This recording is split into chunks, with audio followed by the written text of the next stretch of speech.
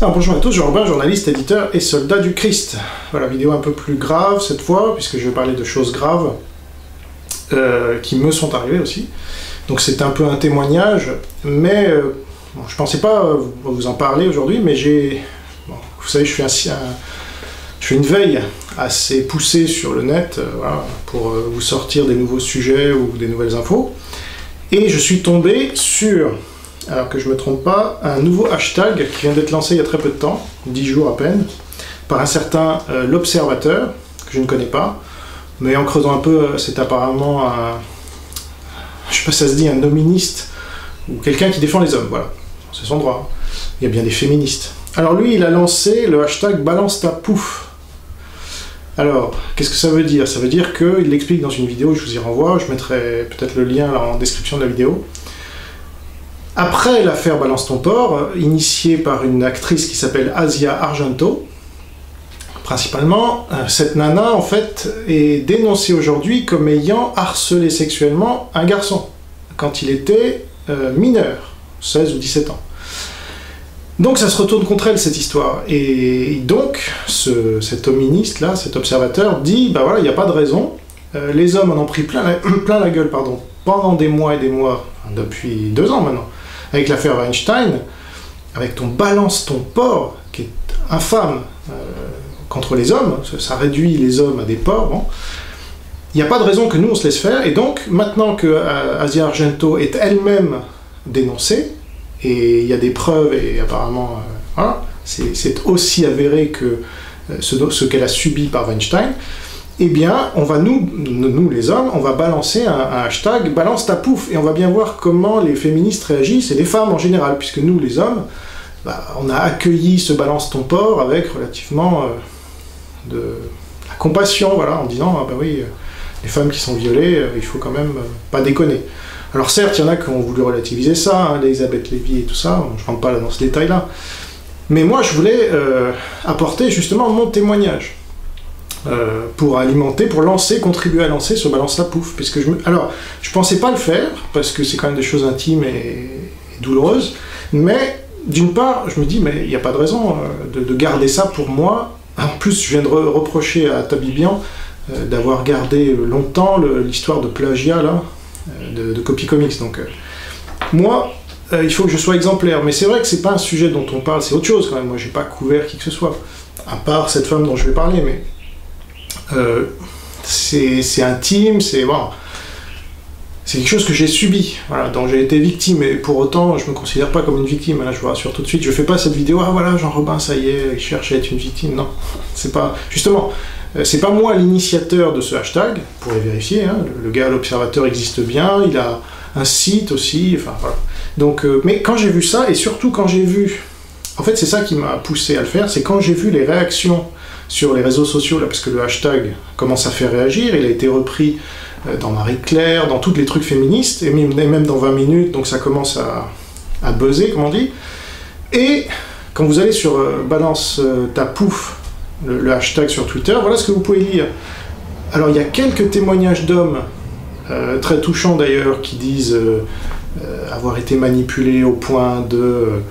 voilà, on se fait faire un enfant, et puis après on l'emporte, on fait condamner le gars, enfin, je vous renvoie au hashtag, mais il n'y a pas beaucoup de témoignages comme ça d'hommes, parce que c'est effectivement difficile, parce qu'en plus on passe pour, je sais pas, voilà, le monde est tellement féministe aujourd'hui, la pensée dominante, la ultra dominante, c'est même pas la peine, que si on commence à dire, non mais en fait, vous savez, les femmes aussi manipulent et harcèlent sexuellement, voire violent. Ah mais non, il n'y a que l'homme qui peut violer, etc. Donc quand je lis les réactions les plus retweetées, les plus likées, etc., parce qu'il y a quelques témoignages d'hommes qui sont un peu likés, bon. Mais il y a surtout, et là je vais vous en lire 3, parmi les plus retweetés et likés, qui sont odieuses. Ouais, c'est ça qui m'a poussé aujourd'hui à donner mon témoignage, parce que sinon, bon, je suis même pas sûr que j'y aurais pensé. Mais quand j'ai vu ça, je me suis dit, attends, tu peux pas laisser passer ça, c'est odieux.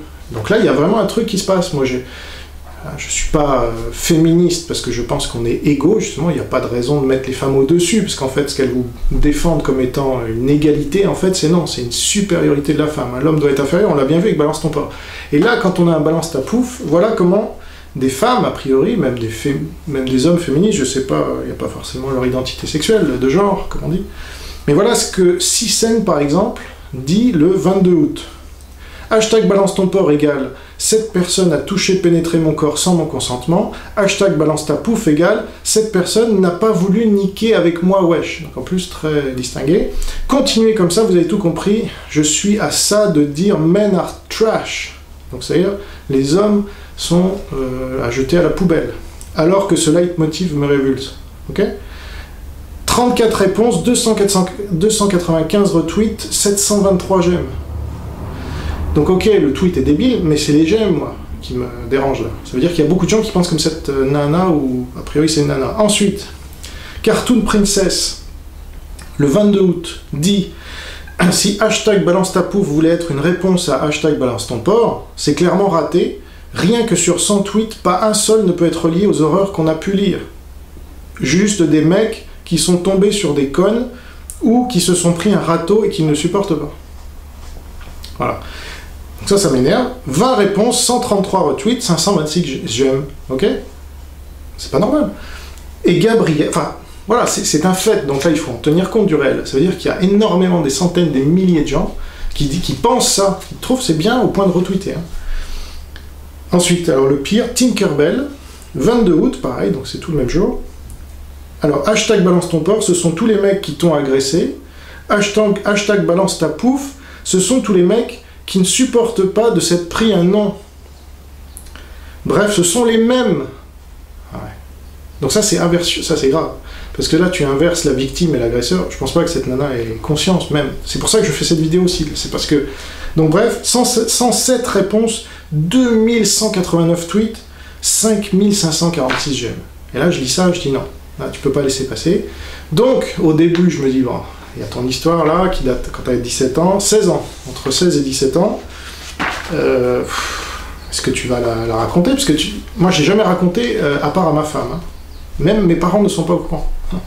Donc c'est quelque chose qui est... Voilà. Et c'est pas normal d'ailleurs de garder ça. Je me rends compte que, bon, ça m'obsède pas 24 heures sur 24, mais il y a des réminiscences. Parce que, voilà, on l'intègre quand même, et on doit gérer ça, parce qu'on était plus jeunes, on subissait, et on n'a pas pu se défendre, et donc ça reste et ça crée des problèmes. Bon. Donc là, en le disant aussi, moi je cherche à m'en débarrasser de cette merde, hein, parce que c'est bon. Donc, je vous lis un truc que j'ai trouvé sur hashtag balance ta pouf, donc je vous renvoie à ce hashtag, parce qu'il y a des trucs intéressants, vous verrez tous les tweets que je viens de lire là, horribles, et bien d'autres que j'ai pas relevés, parce que voilà, mais c'est une majorité, hein, qui se foutent de la gueule des mecs, etc. Alors, ça c'est... Alors là, on a le droit. Vous voyez, c'est comme le racisme anti-blanc. On a le droit. Ah, les blancs sont dominateurs, donc ils peuvent pas être victimes de racisme. Bah voyons. Donc les hommes sont dominateurs, donc ils peuvent pas être victimes. Ça, c'est la débilité du marxisme, hein, je suis désolé, dont le féminisme est une branche. Ok ?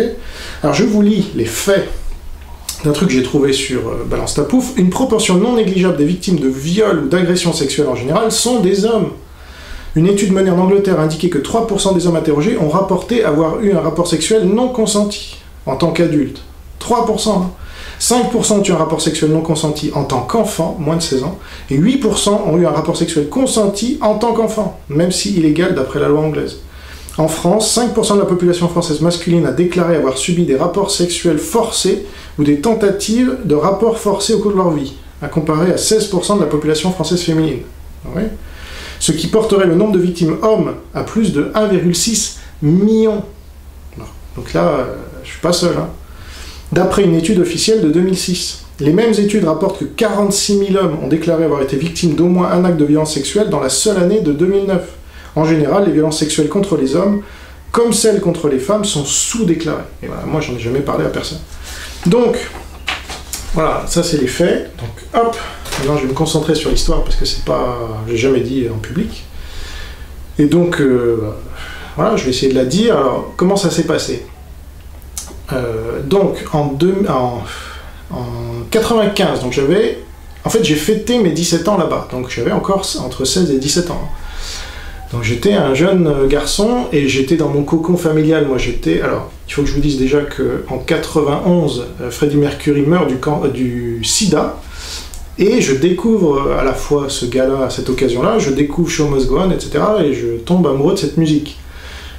Mais je découvre aussi que le gars est mort du sida. Alors je me renseigne, qu'est-ce qu'est le sida? J'ai 13 ans, hein. Je suis né en 78. Et là, ça me marque, je me dis, waouh, on peut mourir d'avoir des rapports sexuels. Et dans la cour de l'école, c'est, allez, toi, t'es encore vierge, à 13 ans. Hein. Déjà, il y a, là, je vous parle, moi j'ai 40 ans, là. Donc c'était il y a 27 ans. Et déjà, il y a 27 ans, c'est, ah, t'as 13 ans, t'es encore vierge et t'es une merde. Voilà. Donc pour vous dire, ça vient pas d'aujourd'hui. Et moi, ça me bloque. J'apprends ce truc sur le sida, là, et je deviens bloqué. Okay, sexuellement, il n'y a plus rien. Terminé. En plus, j'ai de l'acné plein la gueule, donc j'attire pas de filles, tant mieux. Moi, j'en suis très content. Pas de l'acné, mais de pas attirer les filles. Je ne fais aucune démarche auprès des filles, et voilà.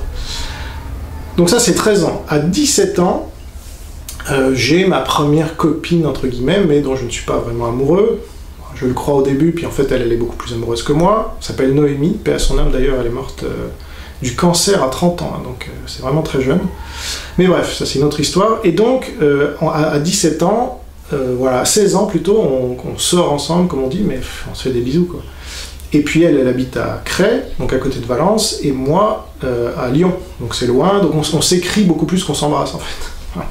Et quand on se voit, on reste 5 heures l'un à côté de l'autre dans le lit, les parents sont partis, mais on reste 5 heures l'un à côté de l'autre dans le lit. Voilà. Et on fait rien, parce que moi je suis bloqué, voilà, terrorisé. Et elle essaye de me débloquer, elle n'y arrive pas. Bon, voilà, et cette année-là, donc l'année de mes 16 ans, donc en août, parce que moi je suis né le 6 août, je pars en voyage linguistique pour apprendre l'anglais. Et d'ailleurs je vais faire cette vidéo en anglais aussi, parce que je veux aussi, une des raisons pour lesquelles je fais cette vidéo, c'est que tant qu'à faire, je veux que cette nana-là, qui m'a agressé sexuellement, eh ben on le sache. C'est pas normal qu'elle puisse s'en tirer, et d'autant plus qu'elle a pu peut-être agresser, certainement d'ailleurs, agresser d'autres, on va dire, adolescents ou jeunes garçons comme moi, parce qu'elle recevait, voilà, sa famille recevait des jeunes garçons, ou filles, j'en sais rien, mais enfin, a priori des jeunes garçons, pour les voyages linguistiques. Donc moi, c'est en Californie, à Chino Hills. Voilà, Chino Hills, c'est une petite ville non loin de Los Angeles, où il y a une prison qui est assez connue, aux États-Unis. Et donc, je me retrouve dans cette famille d'accueil. Moi, je parle déjà pas mal anglais, mais je suis là-bas pour améliorer mon anglais. Bon. Et la Californie, si vous ne connaissez pas, c'est un état de gauche, très porté sur le sexe. La révolution sexuelle, d'ailleurs, est partie plus ou moins de là-bas, en même temps que mai 68 en France, donc voilà, il y a les hippies, tout ça, ça vient de là-bas. Bon. Et donc il y a des gens très ouverts sexuellement, c'est moins qu'on puisse dire, y compris avec donc les enfants et les adolescents. Hein. Et donc je tombe dans une famille d'accueil avec une nymphomane. Donc la mère de famille, alors c'est là où c'est quand même grave, et moi sur le moment, bon, je subis tout ça, donc je vais vous expliquer comment. Alors je tombe sur donc une famille d'accueil avec 3 enfants. Alors, comme c'est loin et que j'ai essayé de... Enfin, apparemment, mon cerveau a effacé, mais je suis incapable de me rappeler du nom de cette nana, mais on doit pouvoir le retrouver facilement, puisque là, avec les éléments que je vais donner, ce sera pas compliqué. Mais parce que je me rappelle du nom de 2 des 3 frères. Il y avait Steve, ou Steven, c'était l'aîné, qui avait 12 ans à l'époque. Voilà, donc c'est tellement précis qu'on ne pourra pas confondre avec d'autres de Chino Hills. Donc, en 95, ils habitaient à Chino Hills. Je ne me rappelle plus de l'adresse, hein, mais ni du nom de famille, voilà. Mais il y avait Steve, le frère aîné, et Jeffrey, le plus petit, okay, qui avait 8 ans, si je me souviens bien, et celui qui avait 10 ans, je ne me rappelle plus de son nom, donc je ne veux pas dire de bêtises. J'arrive dans cette famille, avec donc cette nana dont j'ai oublié le prénom, et son mari, qui m'ont l'air tout à fait honnêtes, voilà, des Américains. Alors, le mari travaille, et sa femme, je crois pas. En tout cas, voilà, c'est les vacances, donc peut-être elle a un travail, mais moi je la vois jamais travailler, en fait. Et elle fait des réunions de maison avec ses copines. Voilà, et donc, alors voilà comment ça se passe. Donc j'arrive, on sympathise avec toute la famille, et puis il se passe quelques jours. Alors déjà, elle décide, enfin il décide, les parents décident que, alors je sais plus, le frère du milieu là, va me libérer sa chambre et va aller dormir avec son petit frère, quoi, je crois, Jeffrey. Steve garde sa chambre à lui, donc pour vous dire, il y a 2 étages. Donc, rez-de-chaussée, c'est le salon, la cuisine, etc. Et l'étage, c'est les chambres. Okay, donc, il y a toutes les chambres, hein, les parents et les enfants. Donc, il y a 2 chambres, alors je ne sais plus combien il y a de chambres, enfin, moi je ne les ai pas visitées, les autres chambres, ou peut-être le premier jour, mais je ne me rappelle plus. Et donc, ce que je sais, c'est que le frère du milieu, là, doit aller dormir avec son petit frère, et me libérer, donc j'ai une chambre pour moi. Alors je dis, est-ce que c'est vraiment nécessaire? Moi je peux dormir avec un des frères. Non, non, non, non. Tu vas prendre ta chambre, on accueille bien les gens, nous, etc. Ok. Bon, bah moi j'ai rien à dire, hein, de toute façon. Voilà. Et donc, première nuit, aucun problème. Alors je suis réveillé quand même à 4 h du matin par le père qui part au travail, donc il lève en fait la porte du garage, ce qui fait du bruit, parce que c'est juste au-dessus de ma chambre, hein, donc ça me réveille. Et puis il part, il rabaisse là, ce qui fait encore du bruit, et puis je me rendors. Bon, premier jour. Alors, je vais avec les activités du truc linguistique, là, je vais voir les copains et tout. Et puis, mais finalement, on passait la plupart du temps quand même dans la famille. Bon, il fallait. Et puis moi, je préférais, parce que c'était mieux, j'avais déjà fait ça l'année d'avant au Japon. Hein. Puis tout s'était très bien passé. J'avais 16 ans, entre 15 et 16 ans. Ouais, c'était en mai d'ailleurs, donc c'était l'année de mes 15 ans. Bon, alors, je ne sais pas combien de nuits passent comme ça, mais une nuit, voilà, à 4 h du matin, pareil, la porte du garage s'ouvre, il partait très tôt, je ne me rappelais plus, quel est son métier, honnêtement, là, voilà. Mais il partait très tôt. Bon. Et a priori, ça réveillait pas le reste de la maison. Bon. Sauf moi, mais je me rendormais, parce que 4 h du matin, hop, vous êtes dans le coltard et vous rendormez. Sauf que là, ce jour-là, alors je sais pas au bout de combien de jours, 3-4 jours, je vois la nana, sans blague, la mère de famille, qui débarque en nuisette dans ma chambre. Voilà. Sein apparent, enfin transparent dans son truc là.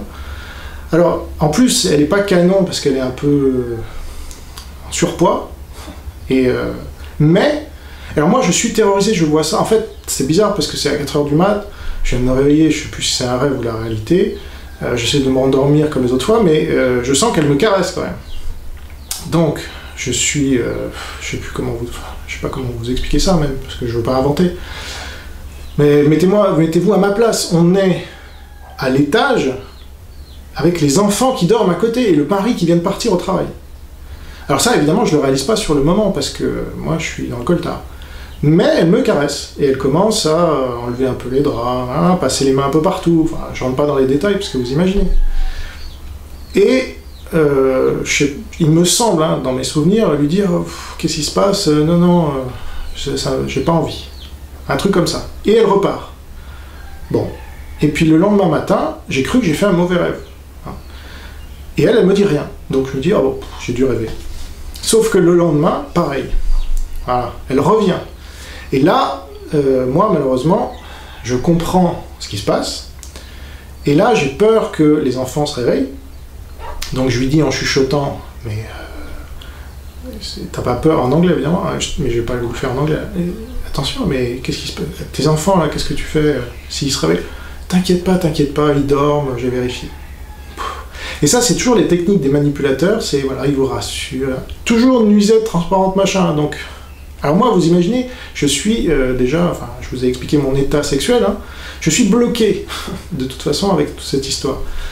Et donc, elle a essayé, c'est reparti, elle me caresse, et là, alors j'ai 16 ans, j'ai pas encore 17 ans, mais j'ai 16 ans et 11 mois, si vous voulez, mais j'ai encore 16 ans, donc là, on est dans la pédophilie. Hein. C'est pour ça, alors, j'ai réfléchi du coup depuis, c'est peut-être pour ça que je suis aussi sensible aussi à la pédophilie, et que je la dénonce partout où je la vois. Bon, et j'ai interviewé des victimes de pédophilie, etc. Mais c'est quelque chose que je voulais pas même m'avouer à moi-même que j'avais été victime de pédophilie, parce que c'est pas... Vous allez voir, il n'y a pas eu pénétration, voilà. Donc ça c'est quand même important, de ma part, mais du coup, c'est ça aussi le viol, hein. C'est pas simplement... Voilà, moi je voulais pas, et j'étais un jeune adulte, même pas majeur, quoi, je sais pas comment dire, un adolescent, quoi. Et donc, dans ce cas-là, s'il y avait eu pénétration, ça aurait été grave. Bon, c'est grave, mais moins que s'il y avait eu pénétration, bref. Enfin, elle voulait, par contre, hein, ça, alors je sais, voilà, c'est une nymphomane, donc... même si elle était satisfaite sexuellement par son mari ou je sais pas quoi, enfin, vous vous rendez compte, pour être une mère de famille, en arriver à aller dans la chambre du gars que vous recevez pour un voyage linguistique, alors qu'il y a ses enfants qui dorment à côté, c'est glauque, je veux dire, et que son mari vient de partir. Vous imaginez, si son mari revient, ah, j'ai oublié la clé, machin, je sais pas quoi, il nous trouve, enfin, même, j'ose même pas imaginer, là, avec le recul, la scène, si un des gamins avait ouvert la porte, quoi, enfin, c'est incroyable. Et j'ai appris que bien plus tard, évidemment, dans le séjour, parce que moi je vais avoir 17 ans là, et je me rends compte que c'est pas bien, mais je sais pas que c'est illégal, évidemment, même aux États-Unis. Hein. Bon, surtout aux États-Unis. Voilà. Donc je continue l'histoire, et là, Je rentre pas dans les détails parce que voilà, mais c'est arrivé plusieurs matins de suite. Ah, c'est arrivé plusieurs matins de suite et ça allait crescendo à chaque fois. C'est-à-dire qu'à chaque fois, elle y allait petit à petit et elle arrivait à me faire passer une étape psychologique. Jusqu'à ce que je me retrouve étendu par terre. Voilà. Et elle qui essaye de venir sur moi et que la chose se fasse. Voilà. Donc je rentre pas dans les détails, il n'y a pas eu pénétration. Et là, j'ai commencé à paniquer. Parce que je me suis rendu compte, parce que, alors c'est dégueulasse, parce qu'en même temps on ressent du plaisir, vous voyez. Donc ça, les victimes de pédophilie savent bien. Alors peut-être pas les tout petits, parce que là il n'y a pas de plaisir. Mais là, à cet âge-là, on commence à être formé sexuellement, donc on ressent, oui, le plaisir. Et quand une nana, en plus expérimentée, qui sait comment s'y prendre avec un homme, alors que moi, et puis ma copine, elle n'y connaissait rien, enfin, je la laissais pas me toucher de toute façon. Et donc, voilà, elle sait y faire, et nous on découvre ça, on est... enfin voilà, je vous le souhaite pas, mais moi c'est ce qui m'est arrivé. Voilà. Donc à la fois c'est du plaisir, mais à la fois c'est de la terreur, et donc on allie le plaisir à la terreur, et c'est terrible. Voilà. Donc, on en arrive à un stade où je dis, attends, ça va trop loin. Donc il faut plus rien faire avec moi, là, je veux plus, etc. Elle me dit oui, parce que voilà, le manipulateur, il veut pas paraître comme contraignant. Et donc il vous laisse, il vous donne l'impression d'être libre en plus, c'est ça qui est terrible. Ces gens-là c'est maléfique, c'est satanique.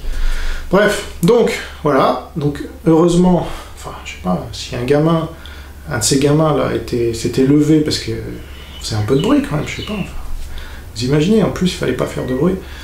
Si un de ces gamins, moi je vivais dans cette terreur qu'un gamin ouvre la porte et tout ça, elle avait beau me calmer à chaque fois, non t'inquiète pas, ils dorment, je les connais, c'est mes enfants. Voilà, donc une folle qui me fait ça, et moi je dis, oh, non, je ne veux plus en entendre parler. Bon, et donc pendant une semaine, je crois, elle me touche plus, donc je respire. Et puis on va à Mammoth. Alors, avant qu'on aille à Mammoth, c'est très beau d'ailleurs, c'est des lacs, vous pouvez pêcher, etc. À 300 ou 400 km de la Californie, ou miles, je sais plus, enfin, de mon souvenir c'était 5 heures de route, c'était assez long. Mammoth, voilà. Et avant d'aller à Mammoth, je vois, parce que je joue au basket avec ces enfants, je discute avec eux, on part un peu partout, c'est au moment, vous savez, il y a Batman Forever au cinéma, donc on écoute ensemble les chansons, Smash It Up, The Offspring, etc. Ça c'est pour vous remettre le contexte. Et je vois le plus grand, alors les deux plus petits ils se doutent de rien, par contre le plus grand, Steven, qui a 12 ans, commence à être très méchant avec moi, et je comprends qu'il comprend. Il se doute d'un truc, quoi, c'est pas... Il voit sa mère et moi, bon. Et je fais aussi cette vidéo pour m'excuser auprès de lui et de ses frères. Bon, ils l'entendront peut-être pas en français, mais peut-être en anglais. C'est pour ça que je la ferai en anglais aussi. Parce que, bah voilà, j'ai pas su résister comme peut-être j'aurais dû, mais voilà, 16 ans, 17 ans, enfin moi en tout cas, tellement j'étais terrorisé par tout ce qui était sexuel, j'ai pas pu. Donc je voulais m'en excuser auprès de lui, bien que ce soit pas de ma faute, mais je le sais maintenant. Mais pendant beaucoup d'années, j'ai cru que tout ça était de ma faute, évidemment. Voilà, on intériorise et... C'est pour ça que c'est important ce genre de témoignage, c'est pour ça que je le fais. C'est que je veux pas laisser passer là toutes les nanas qui se rendent pas compte. Quand elles vont voir mon témoignage, elles vont dire quoi? Ouais, t'as tout inventé, c'est toi qui as... Enfin, tout ce que je vous ai lu là, c'est débile. Vous vous rendez pas compte, Il y a beaucoup de victimes de pédophilie qui sont des enfants, des garçons, il n'y a pas que des filles, figurez-vous. Voilà. Bon, alors je sais pas si on peut m'étiqueter comme ça, parce que moi je m'étiquette pas comme ça, jamais. Et même dans cette vidéo-là, vous voyez, c'est pas... Mais bon, il y a des faits, et là, d'en parler, c'est énervant sur le moment, mais j'espère que ça va me libérer un peu par la suite. Bon, alors je vous finis l'histoire, donc l'aîné se doute un peu d'un truc. On va à Mammoth, dans une superbe baraque qu'ils ont louée, voilà, et on reste, je crois, 3-4 jours, quand même. Et donc, je ne le sais pas sur le moment, et moi je ferai rien, et je voudrais rien qu'il me soit fait, là non plus. Mais le Steve, là, il en a parlé apparemment à son père, et donc ils font en sorte de nous laisser tous les deux à un endroit. Eux, ils disent qu'ils vont pêcher ou je sais pas quoi, et en fait, ils s'éloignent suffisamment pour nous filmer de loin. Voilà. Et la vidéo sera projetée au retour. Donc vous imaginez.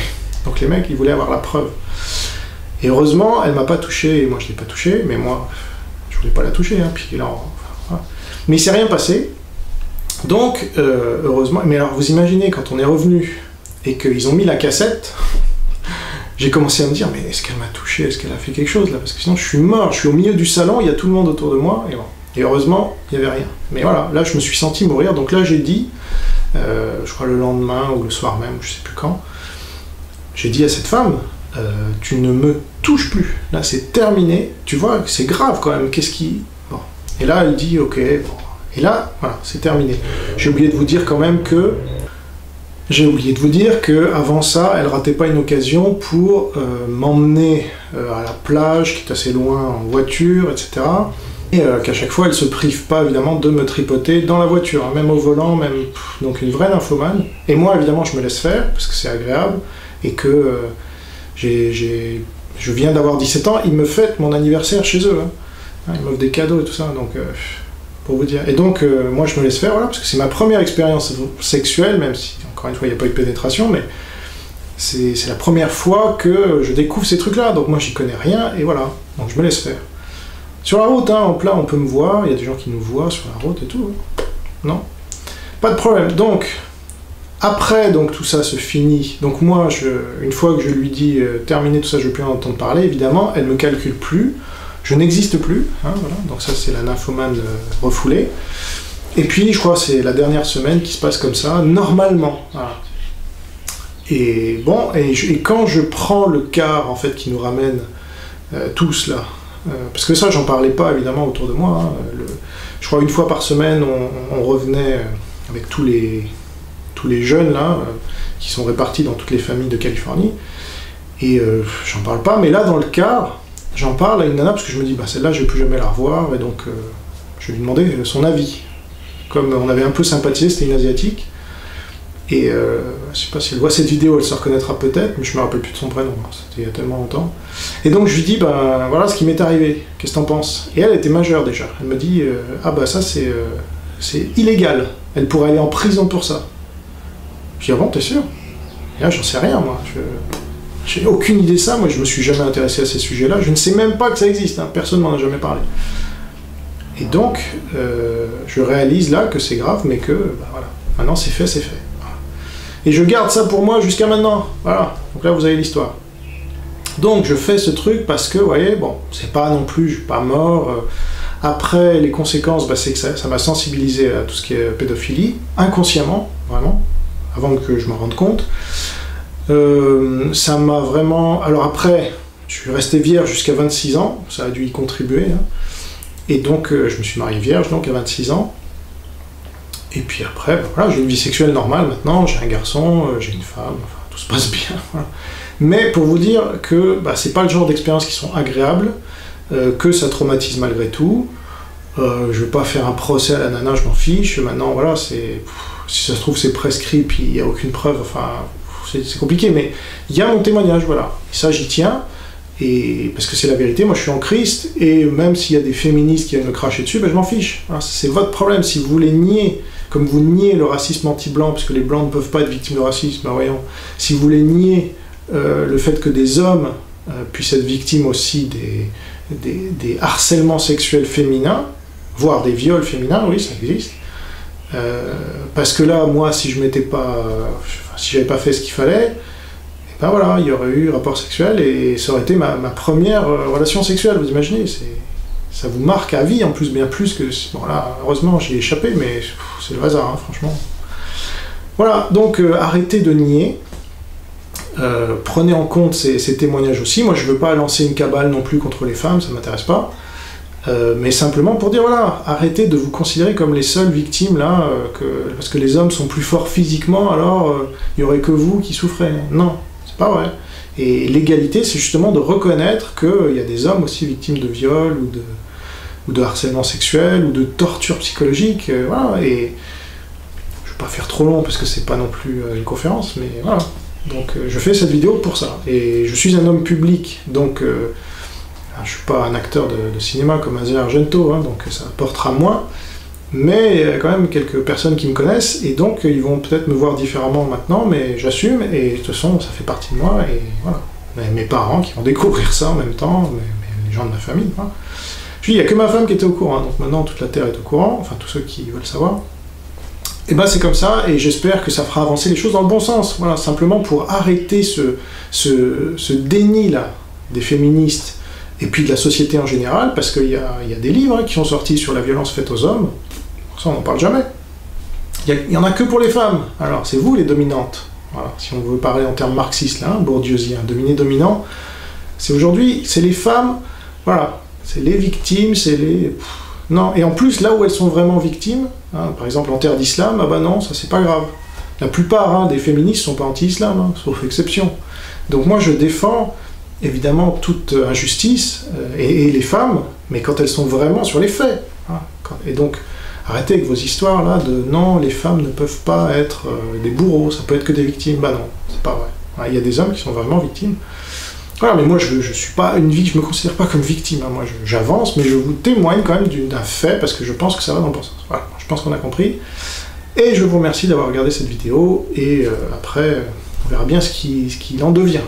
Mais je vais la faire en anglais, parce que j'aimerais bien que cette nana-là subisse un peu les conséquences de ce qu'elle m'a fait, à moi. Hein. Parce que c'est pas normal. C'est pas normal qu'elle s'en tire comme ça, et puis il y aura peut-être d'autres gens qui ont été reçus par cette nana et qui ont subi la même chose. Et puis ces enfants doivent être au courant quand même, hein, parce que c'est grave. Voilà. Et puis encore une fois, je m'excuse auprès d'eux, puis de son mari. Vous imaginez, elle a failli faire cocu son mari sous son propre toit avec le gamin qu'elle a reçu. Enfin, c'est dégueulasse, c'est horrible. Ah, voilà. Donc ça existe, c'est une Californienne, donc voilà. Il y en a aussi en France. Hein. Merci pour votre attention, et à bientôt pour une prochaine vidéo. Au revoir.